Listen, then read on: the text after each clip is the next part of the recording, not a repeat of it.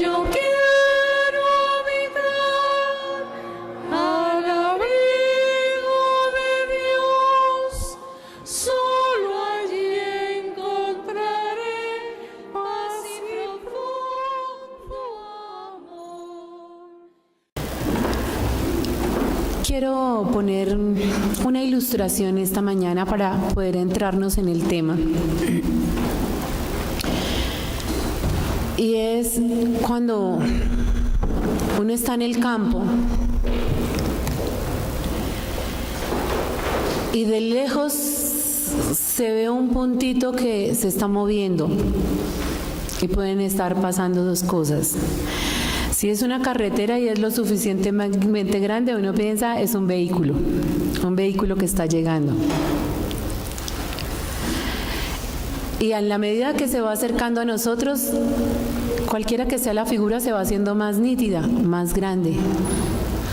Pero puede ocurrir lo contrario, que cuando se ve grande, ya la distancia empieza a diluirse hasta quedar un punto. Y ustedes me preguntarán, bueno, ¿y cómo por qué? ¿Y para qué esa ilustración? Quiero compartir con ustedes esta mañana, si viéramos en medio de la oscuridad. El primer versículo del capítulo 6 de Crónicas dice que entonces dijo Salomón, Jehová ha dicho que él habitará en la oscuridad. Y siempre hemos escuchado que Él es luz. Y entonces la pregunta es, ¿cómo carajo si Él es luz, Él va a habitar en la oscuridad? Y me acordé exactamente del texto, del ejemplo que les estaba poniendo de la ilustración. Y es que para empezar nuestra vida, a veces Dios se hace más oscuro en la medida en que yo me alejo de Él. Dios se puede ver y sentir más oscuro en la medida en que yo me alejo de Él. Pero en la medida en que yo me acerco, empieza a haber claridad, porque yo empiezo a verle a Él, a ver su luz, a ver su verdad. Pero si yo creo que me estoy acercando a Él por los ejercicios que yo hago, por las actitudes que yo hago, por los ritos que yo hago, pero en realidad me estoy alejando de Él, es probable que yo no sea consciente de ese hecho, porque creo que estoy haciendo lo necesario para acercarme a Él. Creo que muchas veces no podemos ver a Dios con la luz porque no tenemos la capacidad para poderle ver en plenitud. Y nos recuerda un hecho. Cuando Moisés va en el desierto, en el día les acompañaba una nube y en la noche les acompañaba una columna de fuego. Porque cuando hay intensidad de luz, necesitamos ser cubiertos, porque la luz también puede generar ¿qué? Calor. Y las dos cosas no siempre las podemos recibir directamente porque no estamos aptos para esa función. Entonces, es obvio que ellos necesitaran que cuando estaba el sol implacable sobre ellos, una nube aliviara el poder transitar por el desierto tranquilamente. Y que en la noche no solamente la columna de fuego les iba a iluminar el camino por donde tendrían que seguir y donde hospedarse o quedarse transitoriamente, sino que también requerían del calor. No sé cómo se siente cada uno de ustedes, pero yo sé cómo me siento. Y el único que puede saber cómo está y qué tan cercano está de esa funcionalidad y de ese recibir de Dios es cada persona. Y me llamó poderosamente la atención que reitera el mismo dicho y el mismo término, no solamente con Salomón, sino con David, en el término de Jehová ha dicho que habitará en la oscuridad. Podemos hablar de la oscuridad en dos formas: algo físico, pero también algo absolutamente espiritual. Y en las dos, la deficiencia es bastante notoria y nos afecta. Y si ustedes ven el versículo 2, dice: yo pues he edificado una casa de morada para ti, y una habitación en que mores para siempre. Está diciéndolo aquí Salomón. Vamos a ponernos en contexto. David le promete a Dios que él quiere, desea en su corazón tener un lugar para él, porque el lugar del rey era esplendoroso, era hermoso. Y él reconoce que no podría tener mejor lugar el rey que Dios. Y se propone hacer un templo para Dios. Pero por razones de su vida y su conducta y del ejercicio de la vida como soberano, por el derramamiento de sangre, por lo guerrero, él no debía edificar el templo. Pero entonces, antes, ¿en qué vivían? ¿O cómo era? Si nos remontamos en todo el Pentateuco, en la salida, en el éxodo del pueblo de Israel, vemos que el tabernáculo era la tienda específicamente construida donde habitaba, para ellos, Dios. Era el sitio donde solo los levitas, los sacerdotes, se podían aproximar y tener cercanía con Dios. Esos tabernáculos, o ese tabernáculo que representaba la morada o el lugar donde habitaba Dios, y Dios hablaba a su pueblo a través de su líder, en ese caso de Moisés.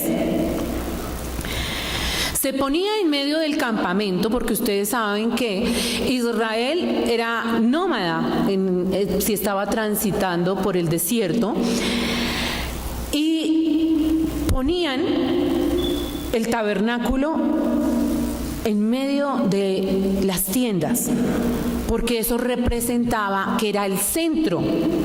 Dios era el centro de ellos como nación. Dentro del tabernáculo habían dos grandes divisiones que tenían gran significado, que era el lugar santo y el lugar santísimo. Entonces, en cada uno de ellos se hacían, de acuerdo al culto o a la ceremonia, el sacerdote, y solo podían acceder hasta un sitio determinado algunas personas que eran autorizadas, pero que solamente quienes podrían entrar era el sacerdote, que podía o tenía acceso total de ese lugar. Había la representación de la mesa de los panes, candelabro y el altar del incienso. Habían 7 lámparas que se mantenían durante la noche prendidas y que el sacerdote tenía la obligación de mantenerlas limpias, las mechas limpias y con aceite de olivas y prendidas, porque eso representaba la presencia de Dios mismo ahí dentro de la comunidad y obviamente dentro del tabernáculo. Dice que los candeleros también simbolizaban al pueblo como pueblo de Dios. Bueno, al fin de cuentas, simbologías que representan lo que es la liturgia de un sitio como dedicado para Dios. Por fin, el hijo escogido, porque era quien tenía el derecho, Salomón, construye el templo que tanto había anunciado. Y cuando él termina el templo, hace esa dedicación, y me llama poderosamente la atención que sean unidos los dos versículos y de las cuales le encontré el sentido. Yo pues he edificado una casa de morada para ti, es decir, construyó el templo, donde no habitaría ya más en una tienda, así esa tienda fuera el tabernáculo, sino que se iba a dar ese lugar específico, hermoso, precioso, con medidas específicas para que habitara Dios. Y dice, y una habitación que more para siempre. En la medida en que nosotros nos aproximamos a Dios, que mantenemos la cercanía a Dios, implica que nosotros hemos construido un templo con nuestra vida. Ya el templo no es y no debe representar un lugar, un espacio construido por un hombre, sino que nosotros somos el templo donde debe habitar y debe morar Dios. Si Dios habita en nuestro corazón, en nuestra vida, en nuestro ser, y Él hace morada en nosotros y con nosotros, y tiene un lugar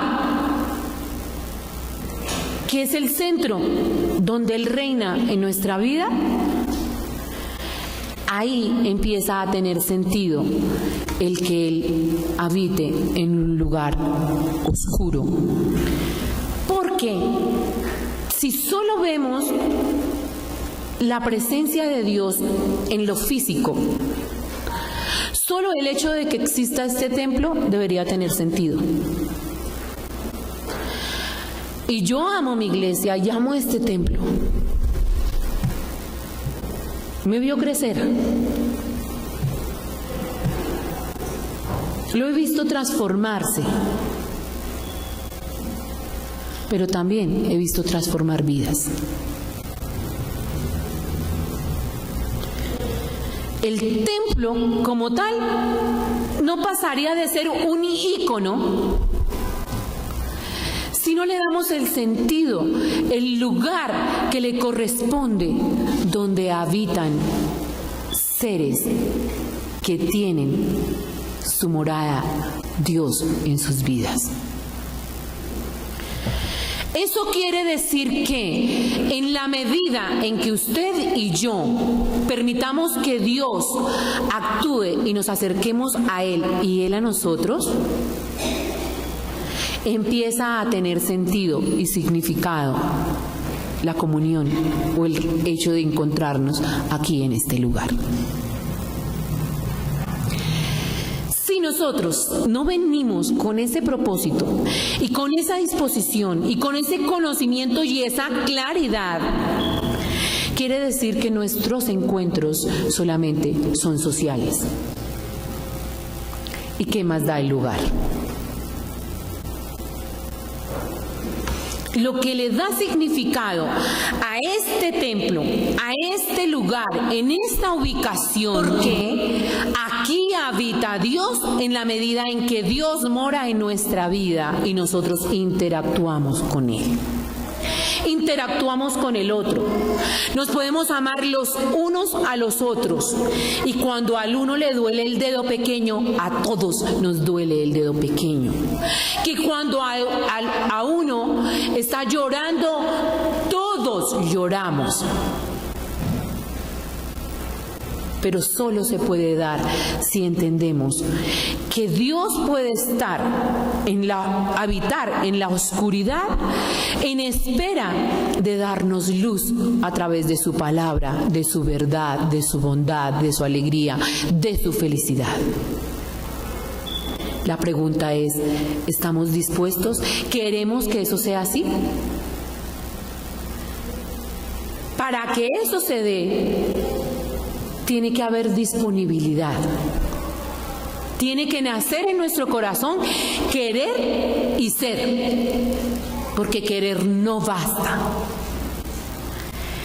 Y ahí sí, pedirle a Él que nos permita que se abran nuestros ojos espirituales para verlo en medio de la oscuridad.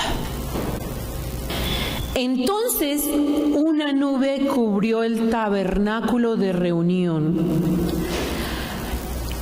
y la gloria de Jehová llenó el tabernáculo, es decir, el templo, el lugar santísimo, y este es el lugar santísimo. ¿Queremos ver la gloria de Dios? Por supuesto que necesitamos ver la gloria de Dios en este momento de la historia, en este espacio, en este lugar. Es urgente ver la gloria de Dios. ¿Cómo está el mundo? Claro que requerimos ver la gloria de Dios. ¿Cómo vivimos en este país y en este mundo? Claro que necesitamos ver y evidenciar la gloria de Dios en nuestra vida. Y tal vez necesitemos de esa nube, porque su presencia no la aguantamos. Pero si está y se sentirá la gloria de Dios en nuestra vida, eso cambia y le da sentido a nuestra vida. Y dice, y no podía Moisés entrar en el tabernáculo de reunión porque la nube estaba sobre él, es decir, le impedía verlo. Y la gloria de Jehová llenaba. Hermanos, en la medida en que nosotros permitamos la invitación que nos está haciendo esta mañana la palabra, de que en esas casas construidas que es su vida y que es la mía, sea la morada permanente de Dios en nosotros. Que Él tome lugar y habite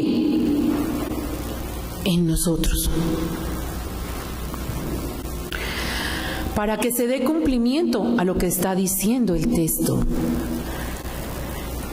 que more para siempre, no por un tiempo, no por un estado, no por una fecha, no por un espacio, sino que esté permanentemente en nosotros y con nosotros. Para que los que estén afuera estén confundidos de ver qué es lo que está pasando, porque la nube no les deja ver la gloria de Dios que debemos estar viendo nosotros. ¿Queremos ser inspiración para los demás? Permitámonos, démosle acceso a Dios, a que habite primero nuestra vida, more primero nuestra vida, para que eso se refleje aquí, en este lugar.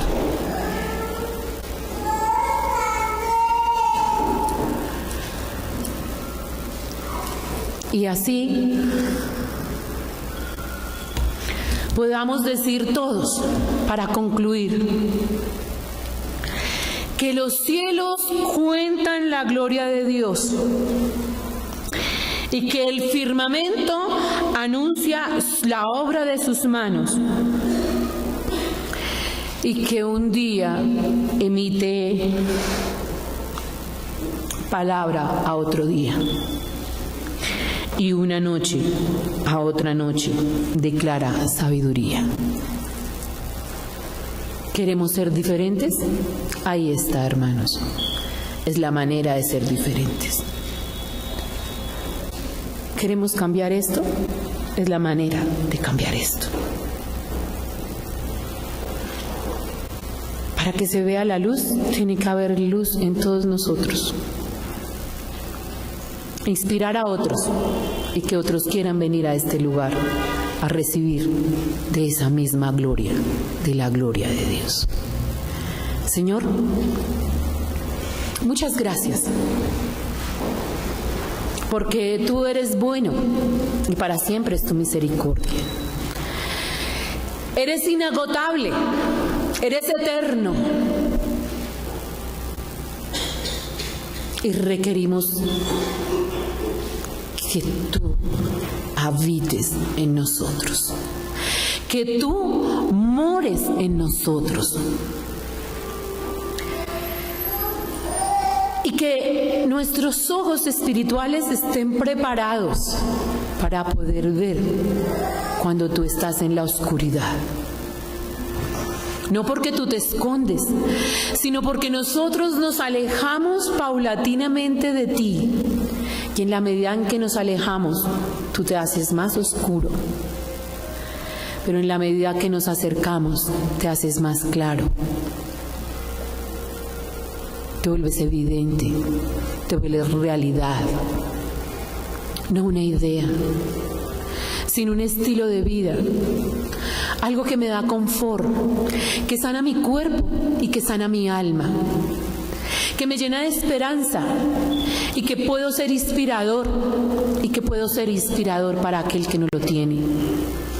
Y que entre todos sea tanta la luz que hay en este lugar que muchos quieran tenerla. Te damos gracias y nos ponemos en tus manos, porque tu palabra es verdad y tu mensaje es amor. En Cristo Jesús, nuestro amado Señor. Amén y amén. Dios les bendice.